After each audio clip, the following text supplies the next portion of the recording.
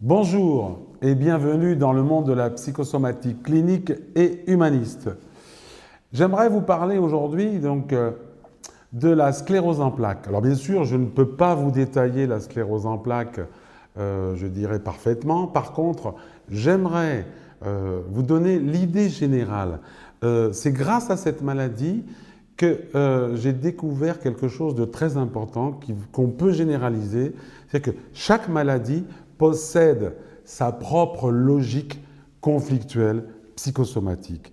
Et grâce à la sclérose en plaques, nous allons commencer à monter ce qu'on appelle aujourd'hui une carte mentale de la sclérose en plaques, c'est-à-dire quels sont les facteurs qui peuvent, je dirais, être à l'origine d'une sclérose en plaques dans deux catégories, c'est-à-dire la programmation de la maladie, c'est-à-dire ce qui sous-tend cette maladie dans l'histoire notamment familiale, et surtout, donc le deuxième volet, c'est le déclenchement des symptômes. Donc finalement, la carte mentale de la sclérose en plaques, c'est de mettre en évidence sous forme de plan général, de carte, la logique de cette maladie.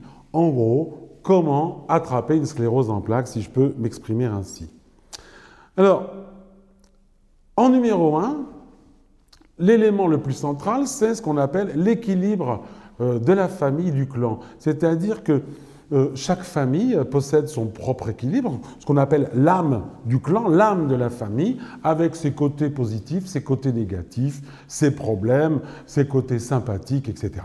Et là, donc, toute la famille vit en harmonie avec une économie psychique, je dirais, équilibrée. Deuxième épisode, c'est quelque chose qui va déséquilibrer complètement cet équilibre de l'âme de la famille du clan. Et ce déséquilibre va être amené par un drame. Et ce n'est pas n'importe quel drame, c'est-à-dire que sur la très grande majorité des scléroses en plaques, d'après mes constatations, ça a à voir avec un point très important, c'est les décès injustifiés, injustifiables.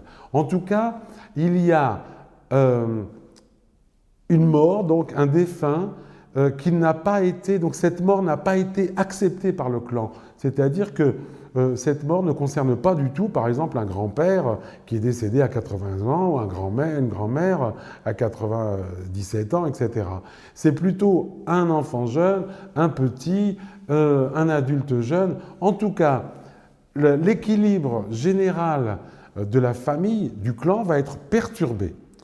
Ce déséquilibre va être renforcé par ce qu'on appelle la mise en place d'un deuil impossible à faire, surtout au moment du drame. Et ce deuil impossible à faire va engendrer l'existence, ce que j'appelle l'énergie du drame. Et cette énergie du drame, ce deuil bloqué, psychique, qui peut se mesurer en dépression, en colère, en tristesse, en pleurs, en tout ce que vous voulez, cette énergie va augmenter, dépasser un certain seuil spécifique à la famille. Et là, il va y avoir ce qu'on appelle la gestion de cette énergie du drame qui est augmentée.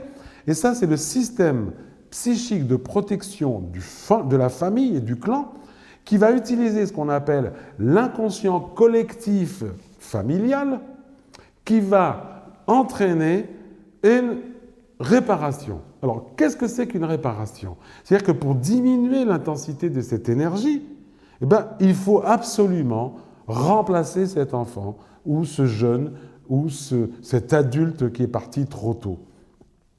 Et la réparation revêt, je dirais, trois aspects d'une manière générale.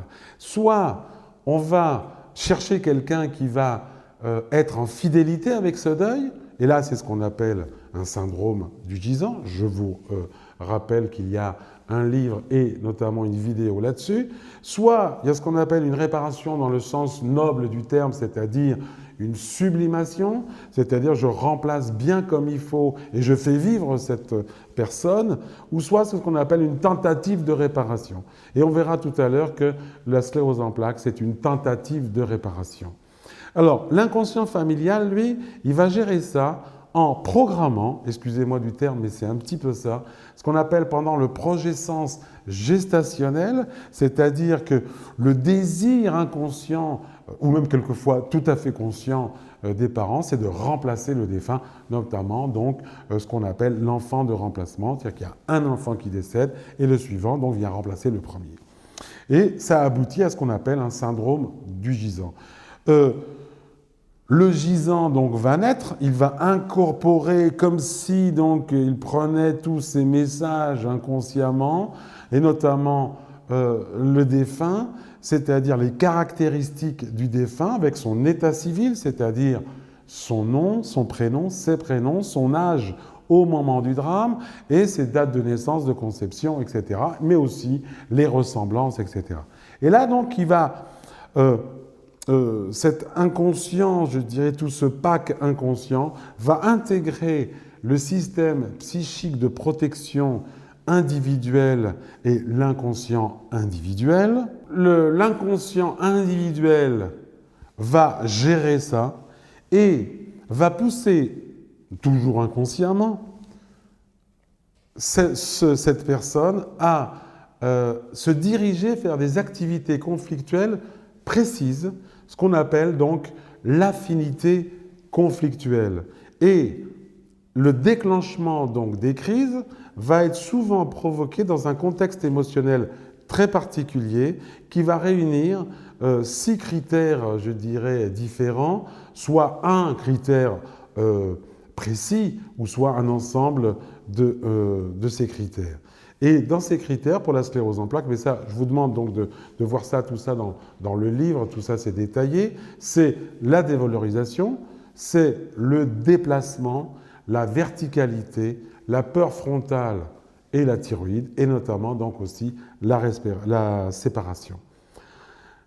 Et à la fin, on s'aperçoit que les signes cliniques je dirais, les plus importants dans la sclérose en plaques ont un lien direct avec le syndrome du gisant. Ça veut dire quoi? Donc, dans l'inconscient collectif, la sclérose en plaques, c'est un problème de motricité. C'est-à-dire que la plupart des scléroses en plaques aboutissent plus ou moins à court terme, moyen terme ou long terme pour certaines, à des problématiques de motricité, notamment donc des paralysies. Et la personne se retrouve donc, je dirais, dans un fauteuil roulant, soit au départ avec des cannes, parce qu'elle ne peut pas très très bien marcher, soit en fauteuil roulant, dans les cas les plus importants, et même quelquefois en étant gravataire. Et on s'aperçoit, si vous voulez, que la motricité, c'est tout simplement, je n'ai pas le droit de bouger. C'est quelque chose de tout bête, et notamment le quadriceps. Vous savez que le quadriceps est un muscle qui est très très souvent touché, hein, c'est le muscle qui est au niveau des cuisses, et c'est le muscle qui est le plus fort de l'organisme, et c'est celui qui nous permet de nous lever, c'est-à-dire que si votre quadriceps est touché, vous ne pourrez pas vous lever. Et dans la sclérose en plaques, ce muscle est fréquemment, très fréquemment touché, ce qui veut dire au niveau psychosomatique, j'ai pas le droit donc de me lever et bouger et partir. Alors, ça veut dire quoi ?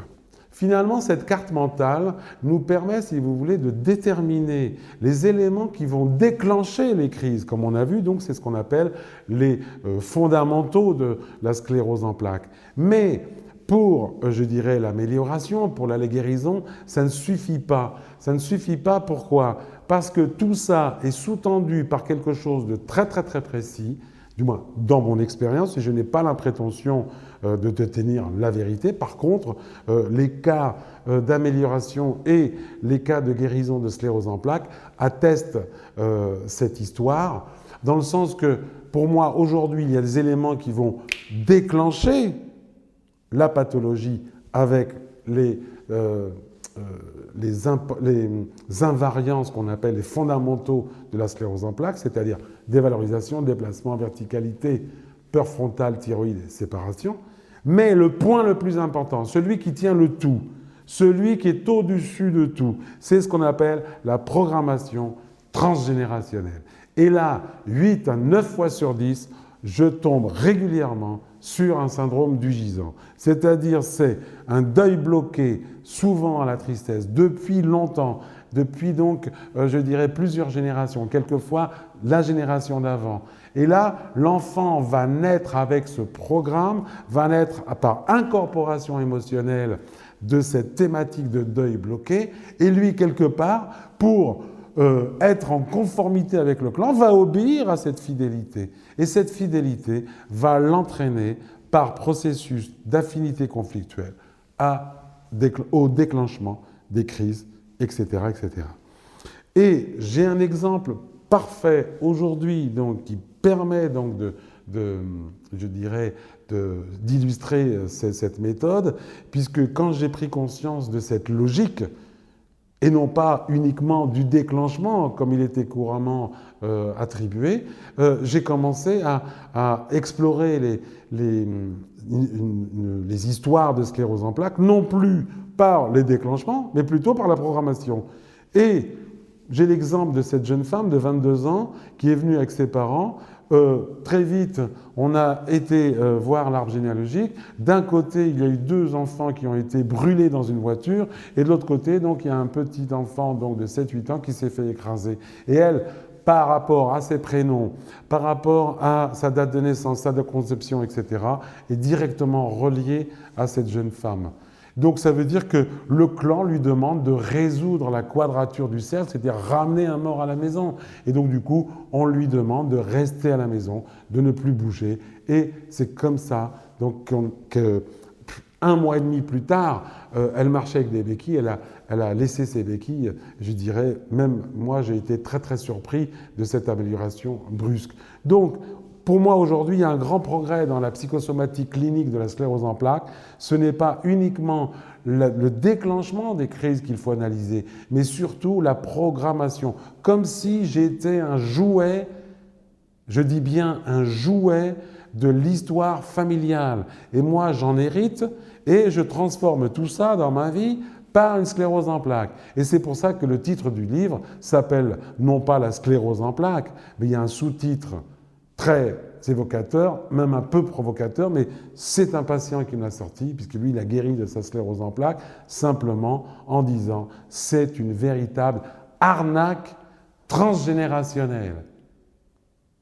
Je vous laisse méditer à ce propos. Je vous remercie.